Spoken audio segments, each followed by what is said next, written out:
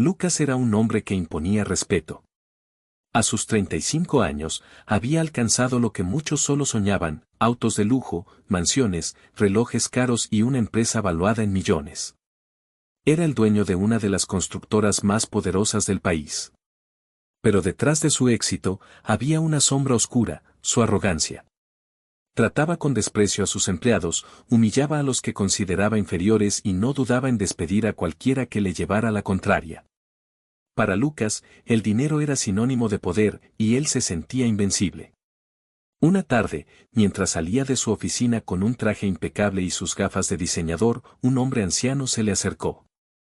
«Joven, ¿podría darme unas monedas para comer?», pidió con voz temblorosa. Lucas lo miró de pies a cabeza y soltó una carcajada fría. «Si estás en la calle, es porque no trabajaste lo suficiente. La vida no le debe nada a los flojos». El anciano solo bajó la mirada y se alejó en silencio. Lucas ni siquiera lo volvió a mirar. Subió a su auto deportivo y se marchó, convencido de que su éxito era fruto únicamente de su esfuerzo. Pero el destino, sabio e implacable, tenía otros planes. Una semana después, su empresa fue acusada de corrupción. Un ex socio lo traicionó, entregando documentos que lo involucraban en sobornos y contratos ilegales. Aunque Lucas negó las acusaciones, los medios destrozaron su reputación. Los bancos congelaron sus cuentas, sus socios lo abandonaron y su fortuna comenzó a desaparecer como arena entre los dedos. Intentó defenderse, pero su arrogancia le había cerrado todas las puertas. Nadie quería ayudar a un hombre que había humillado a tantos. En cuestión de meses, perdió su empresa, sus propiedades y su prestigio. Sus amigos, esos que antes lo rodeaban por interés, dejaron de contestar sus llamadas.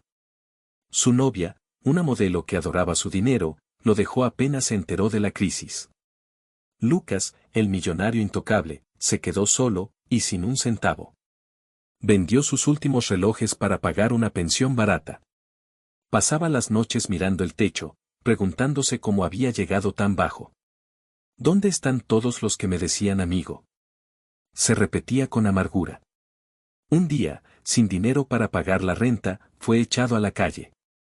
Caminó sin rumbo durante horas hasta sentarse en una banca del parque. Hambre, frío, cansancio, y por primera vez, lágrimas. Estaba tan abatido que ni siquiera notó cuando un anciano se sentó a su lado. «¿Todo bien, joven?», preguntó con voz cálida. Lucas lo miró, y reconoció el rostro. Era el mismo hombre al que había despreciado meses atrás. «Usted», balbuceó. «Lo siento, yo». El anciano sonrió con ternura. «No se preocupe. Todos caemos alguna vez. Lo importante es cómo decidimos levantarnos». Lucas rompió en llanto. Era la primera vez que alguien le mostraba compasión sin pedirle nada a cambio. El anciano, llamado don Ernesto, lo invitó a un comedor comunitario donde servían comida gratuita a personas sin hogar. Allí, Lucas conoció a gente que había sufrido pérdidas terribles, madres solteras, hombres que habían perdido sus trabajos, ancianos olvidados. Y sin embargo, todos compartían lo poco que tenían. Por primera vez, Lucas sintió vergüenza, pero también gratitud. Con el tiempo, comenzó a ayudar en el comedor, limpiaba mesas, servía platos, cargaba cajas de comida. Al principio lo hacía por necesidad, pero pronto descubrió algo que jamás había sentido: la satisfacción de servir a otros. Una tarde, mientras repartía pan, una niña le sonrió y le dijo: «Gracias, señor. Usted siempre es muy amable».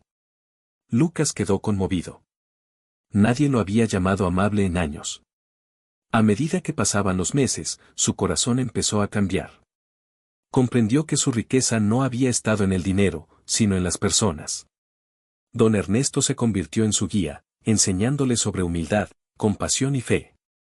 Un día, mientras ayudaban a reparar el techo del comedor, Lucas se enteró de que don Ernesto había sido, años atrás, un empresario como él. «Perdí todo en un incendio», le confesó. «Al principio lo vi como una maldición, pero ahora sé que fue mi segunda oportunidad. Aprendí a valorar lo esencial». Aquellas palabras se grabaron en el corazón de Lucas. Con el tiempo, consiguió un pequeño trabajo como ayudante en una ferretería. Ganaba poco, pero lo suficiente para comer y tener un techo digno. Cada noche, agradecía por lo que tenía. Su orgullo había desaparecido, reemplazado por una profunda humildad. Pasaron 3 años. Lucas había cambiado por completo. Ya no era el millonario arrogante, sino un hombre sencillo y generoso. Con esfuerzo, logró ahorrar algo de dinero y, junto a don Ernesto, abrió un pequeño negocio, una carpintería comunitaria donde enseñaban oficios a jóvenes en situación vulnerable. El proyecto creció, y con donaciones y voluntarios, pronto construyeron un taller más grande. Lucas usaba su experiencia empresarial para organizar los recursos, pero ahora con un propósito distinto: ayudar, no enriquecerse. Su historia comenzó a difundirse.